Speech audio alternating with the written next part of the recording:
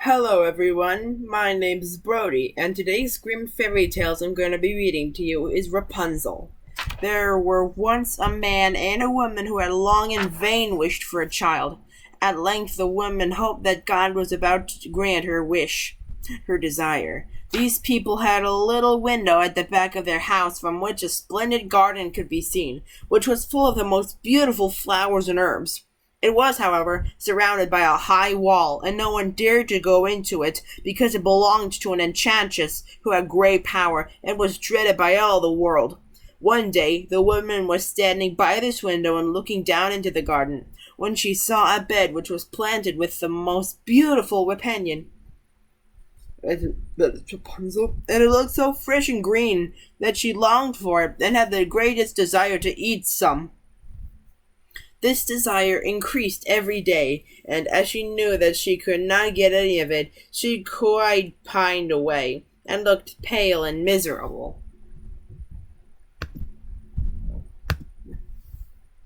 Then her husband was alarmed and asked, "What aileth thee, dear wife?" "Ah," she replied, "if I can't get some of the rampion which is in the garden behind our house to eat, I shall die." The man who loved her thought, Sooner than let thy wife die, bring her some of the rampion thyself, let it cost thee what it will." In the twilight of the evening, he clambered down over the wall into the garden of the enchantress, hastily clutched a handful of rampion, and took it to his wife.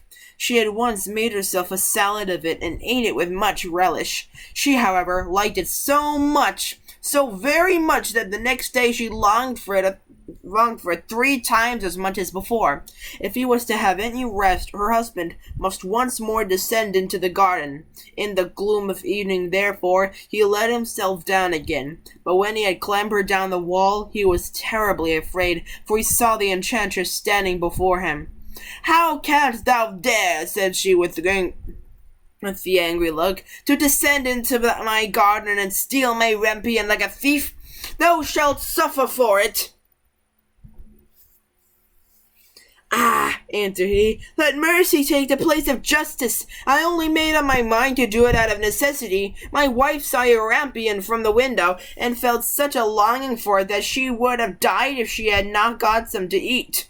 Then the enchantress allowed her anger to be softened, and said to him, "If the case be as thou sayest, I will allow thee to take away with thee as much rampion as thou wilt.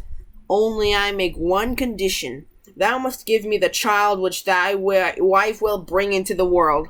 It shall be well treated, and I will take care of it like a mother." The man in his terror consented to everything, and when the woman was brought to bed, the enchantress appeared gave the child the name of Rapunzel, and took it away with her. Rapunzel grew into the most beautiful child beneath the sun. When she was 12 years old, the enchantress shut her into a tower, which lay in a forest, and had neither stairs nor door, but quite at the top was a left window. When the enchantress wanted to go in, she placed herself beneath it and cried, "Rapunzel, Rapunzel, let down your hair to me. Down thy hair to me." Rapunzel had magnificent long hair, fine as spun gold, and when she heard the voice of the enchantress, she unfastened her braided tresses, wound them around one of the hooks of the window above, and then the hair fell 20 ells down, and the enchantress climbed up by it. After a year or two, it came to pass that the king's son rode through the forest and went by the tower. Then he heard a song, which was so charming that he stood still and listened. This was Rapunzel, who in her solitude passed her time in letting her sweet voice resound. The king's son wanted to climb up to her, and looked for the door of the tower, but none was to be found. He rode home, but the singing had so deeply touched his heart that every day he went out into the forest and listened to it. Once he was thus standing by a tree, he saw that an enchantress came there, and he heard how she cried, "Rapunzel, Rapunzel, let down thy hair." Then Rapunzel let down the braids of her hair, and the enchantress climbed up to her. "If that is the ladder by which one mounts, I will for once try my fortune," said he, and the next day when it began to grow dark, he went to the tower and cried, "Rapunzel, Rapunzel, let down thy hair." Immediately the hair fell down and the king's son climbed up. At first, Rapunzel was terribly frightened when a man such as her eyes have never yet beheld came to her. The king's son began to talk to her quite like a friend, and told her that his heart had been so stirred that it had let him have no rest, and he had forced to see her. Then Rapunzel lost her fear, and when he asked her if she would take him for her husband, and she saw that he was young and handsome, she thought, "He will love me more than old Dame Gothel does." And she said yes, and laid her hand in his. She said, "I will willingly go away with thee, but I do not know how to get down. Bring with thee a skein of silk every day that thou comest, and I will weave a ladder with it. And when it is ready, I will descend, and thou wilt take me on thy horse." They agreed that until that time he should come to her every evening, for the old woman came by day. The enchantress remarked nothing of this, until once Rapunzel said to her, "Tell me, Dame Gothel, how it happens that you are so much heavier for me to draw up than the young king's son. He is with me in a moment." "Ah, thou wicked child!" cried the enchantress. "What do I hear thee say? I thought I had separated thee from all the world, and yet thou hast deceived me."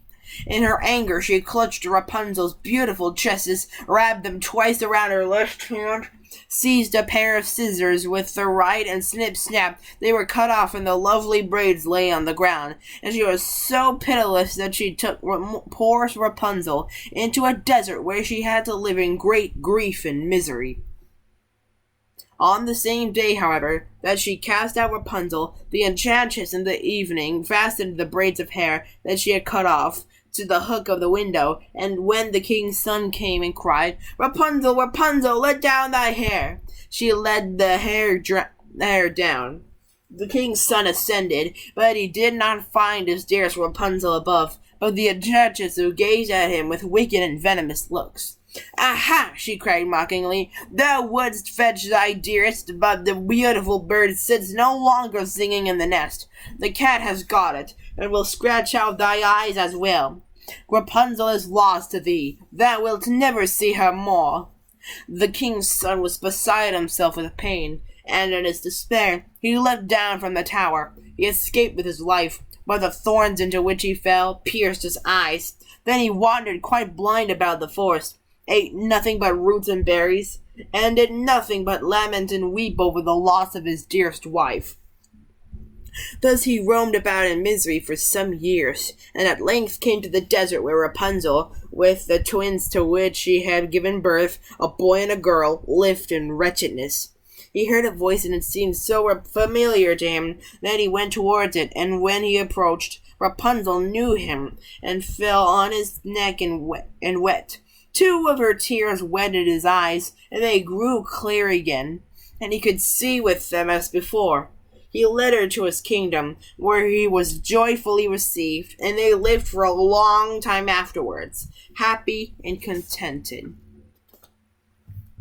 Be sure to like, comment, subscribe, and hit the notification bell so that way you won't miss any of my new episodes. This is Brody signing out.